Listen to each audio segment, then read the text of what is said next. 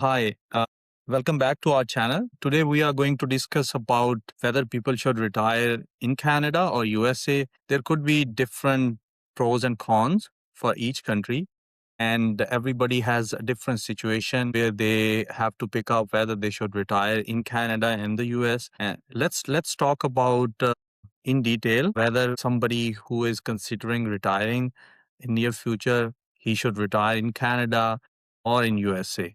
Narinder, we encounter a lot of queries that people are considering retiring away from Canada. Some are considering, retiring in Canada. So there are different factors they are considering, and that's why they always ask us, so what you think, and then we provide them guidance based on their financials, based on their preferences, and based on their various factors. Do you have just an intro where they should retire either in USA or Canada? Yes, thanks, Vaka. And there are generally three types of people, and Canadians always think, retiring abroad, especially US, because they chase Sunbelt and because they have paid their dues in Canada. So there are kind of three kind of Canadians they actually think retiring in US. One is who are actually chasing the Sunbelt, like Arizona, Tennessee. The other one who had their grandkids and their kids in US, they want to go there. And the third category of Canadians are who are actually snowbirds, where they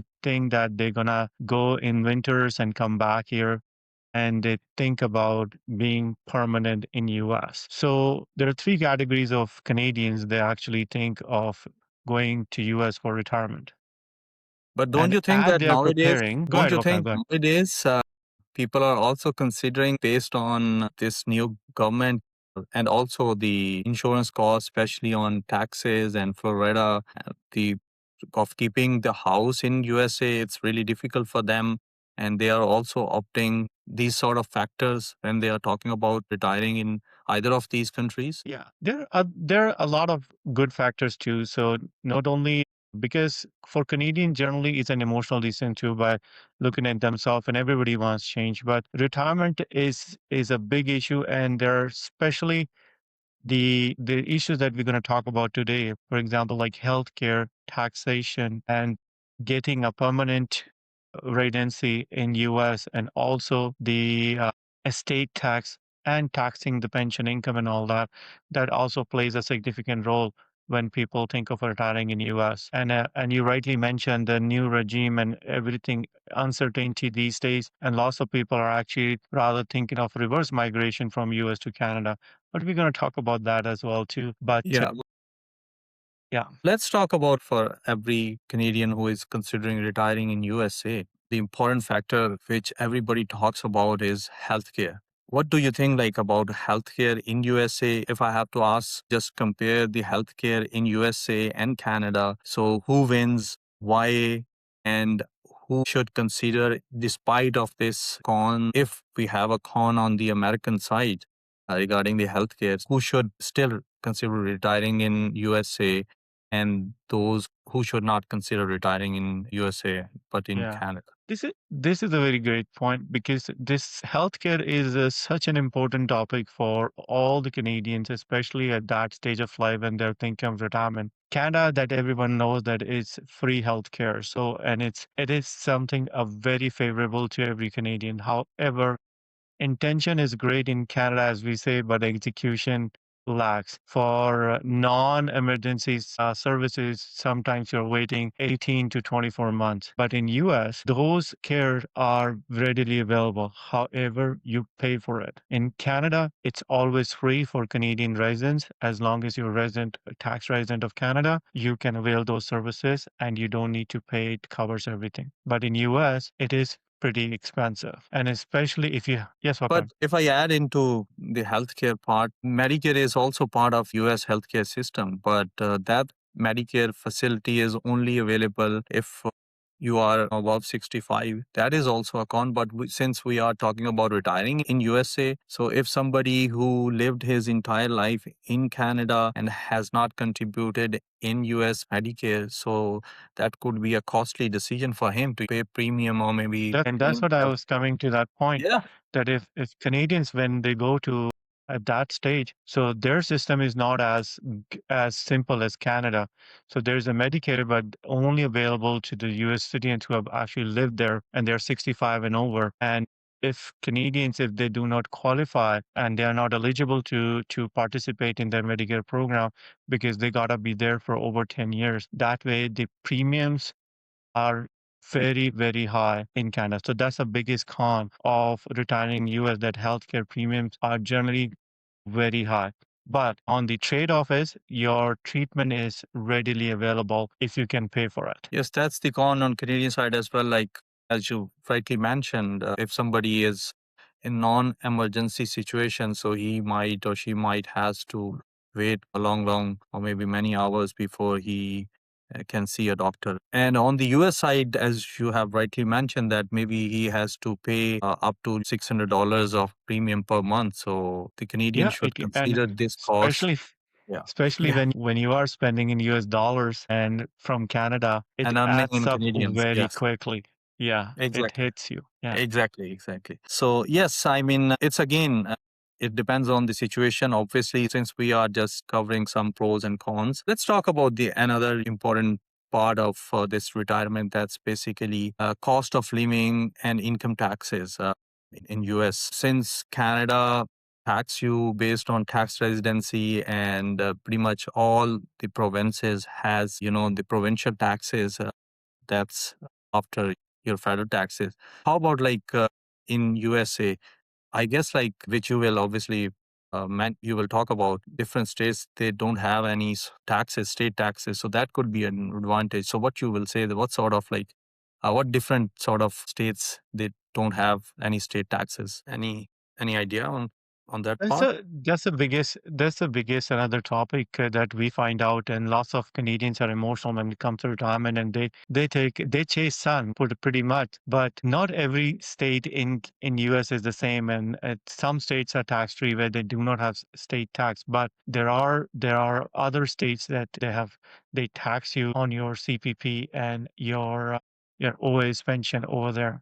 Especially like you talk about California, they have their state tax and it gets pricey. And for us Canadian, we spend in US dollars, the currency exchange rate we lose there, and also the tax system. In Canada, it's a one stop, point tax system where every province and the whole Canada tax you at one rate, at your marginal rate. There is no province versus federal different tax system here in Canada, but in US it's different. And some state like Arizona taxes Nevada, where there's no state tax, only federal, but other California, and there is a state tax and you pay a lot of taxes, which is way over and deteriorate your cost of living and purchasing power from Canada. Okay, how about if somebody is retiring since Canada has a treaty with USA and someone is retiring in USA has CPP and OAS income? So whether they can reduce their withholding tax while living in USA, being a US tax resident, obviously when they were retired down there, so they become a US tax resident. Is there any option available for them? If you can just walk us through on that. Yeah, that's the biggest advantage of us for us Canadian, that who actually drawing CPP and OS, and that we have a very strong treaty with US where our CPP and OS do not get taxed in Canada. There is no withholding if we become a US resident,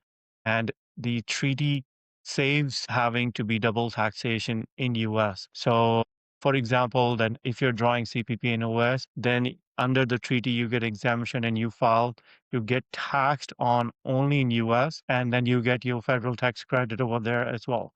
So Canada doesn't withhold anything on the CPP and OS. However, a certain state, they are not part of treaty and they tax you, like California I mentioned, and that's where you deduct foreign tax credit for what US charges, and then you get credit for what you pay in Canada as well. Thank you so much for just pointing out that because of this Canada Treaty and the Article 18 that gives a Canadian right to just file for zero tax withholding, CPP and OAS with no Canadian, basically on Canadian income, they will not withhold any taxes and you have to report your taxable income, obviously.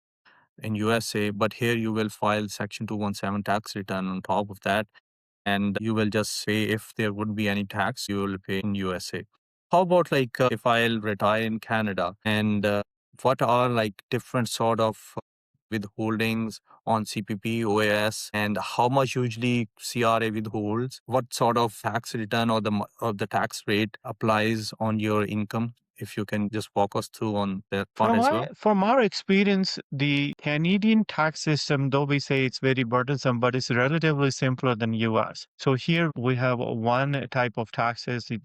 Everything gets taxed on your marginal rate. And on a US side, there's a lot of different reporting requirement. For example, like if you have your Canadian assets for over $10,000, then you have to file F-bar tax return. And there are heavy penalties for if you miss any one of them. And then the biggest item is TFSA, for example, that US has a similar instrument that we have in Canada that we in Canada TFSA is tax free, the income generated, but in US it's not. This is where the a lot of clients get caught off guard about they have to pretty much liquidate the TFSA before they even think of US. Otherwise, the US, there is a taxing requirement of any increase, any income that earned within TFSA that has to be reported separately as well. There are some cumbersome reporting, state tax and federal taxes, but in Canada, your taxes are filed for every province together and get taxed on a marginal rate, and then you get up to 94 and odd $1,000 for 2026, I believe.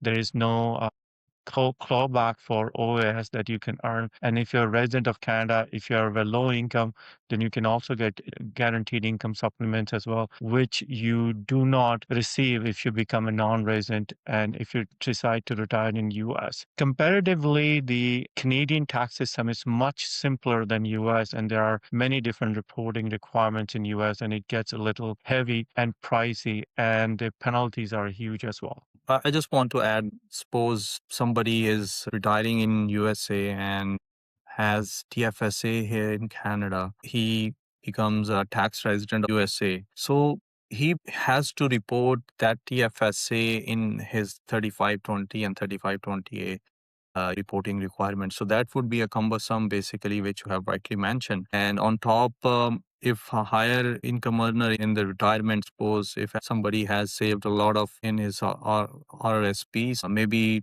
clawback will work. So the clawback limit starts from $95,000. So if somebody is earning above $95,000, the clawback basically become in effect.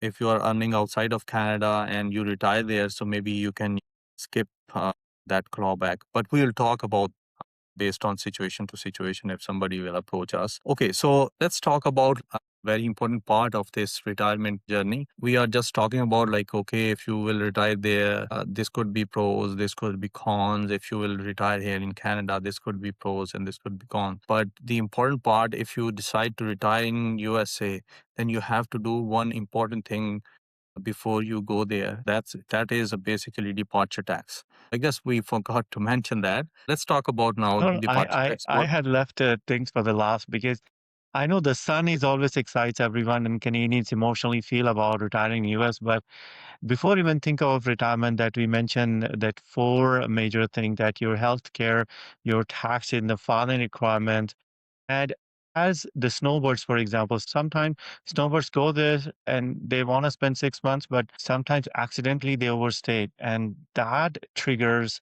the non-resident status. And if they think permanently living in US, then here in Canada, it triggers deemed disposition or departure tax. And that's what we are actually trying by the means of these podcasts and other means to guide our clients to planning is a key, especially when you think of leaving Canada. So departure tax is something that's very significant, which triggers the capital gains and all the holdings that you have. And there are some exceptions like your registered account and your principal residence, which we have talked about in our previous videos. And we'll keep talking about it because, again, I said its excitement is there to retire in the sunny destination, but planning is a key of our because that's where the clients gets caught off guard. Absolutely. Planning is the key. We always emphasize that it is always advisable you plan ahead of your move. So let's talk about one other important part before we wrap this up. What about like if, when you die and there is a state tax difference? I guess Canada and US has a different treatment on the estate side as well. Can you just add us into that? Like what Canadians should expect? Like if they are a US tax resident and die, what would be the impact on their state? And if they are Canadian tax resident and die, what would be the tax impact on their state? Yeah, that's a very significant point, and it deserves its another postcard on itself because very significant. Canadian, when as a Canadian resident, when somebody dies as a tax resident, then there are some provision for spousal rollover if the spouse is alive, and there is no provision for the estate tax. The when if spouse the surviving spouse also dies, then it triggers a capital gain, and then the final taxes gets filed here in Canada. However, in when you're in US, the US residents who are already there, they get exemption for almost $15 million for their the entire estate. And but for Canadian, when they actually think of retirement, they only get that exemption up to $65,000, which is very significant because if not planned properly, the retiring Canadian, if somebody were to pass away in US, their estate get exposed taxes here in US and they have to pay a lot of estate tax. So planning, as I said, is a key, and we'll be talking about more in detail in coming podcasts about it. I just want to add in this, we have different clients who approach in that situation when their loved one, their parents, or anybody who dies and they are basically the beneficiary. They hold some US assets in their RRSP or in non-registered accounts. They have to file a form called 76 to report their holdings in the USA. That's a part of compliance. Just that part I just want to add it. That's really crucial and important, so do not forget that part. Now if I ask you one liner of this whole discussions, what would you say your verdict on that? For me, planning is a key, like, and we'll be keep repeating ourselves again and again and reminding our clients that planning is important. Excitement is one way, but when you retire, the health is most important, the taxation, the cost of living. The dollar has to stretch so far because even if you're thinking in retiring in the US, we are spending as Canadian in US dollars, and the way the exchange rate behaves, we take that risk, and that further deteriorates our cost of living and the quality of living.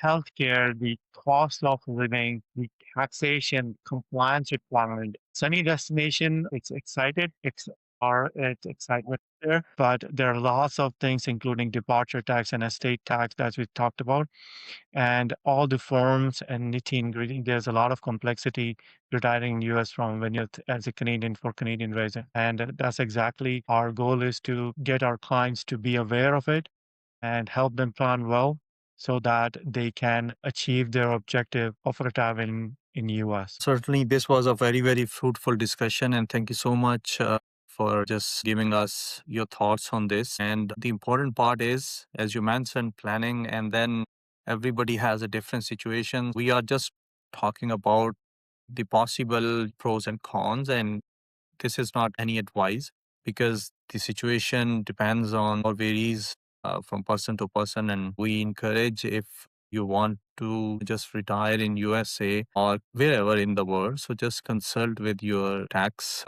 consultant. They can give you a proper guidance rather than assuming a few things and then you will get a letter from CRA. That would be a hectic when you will be retired and living outside of Canada. But thank you so much for your thoughts, and we will be keep discussing on this very topic and related topics, which we will cover in our near future in our coming videos. Thank you so much. Yeah, no, looking forward for that. Thank you.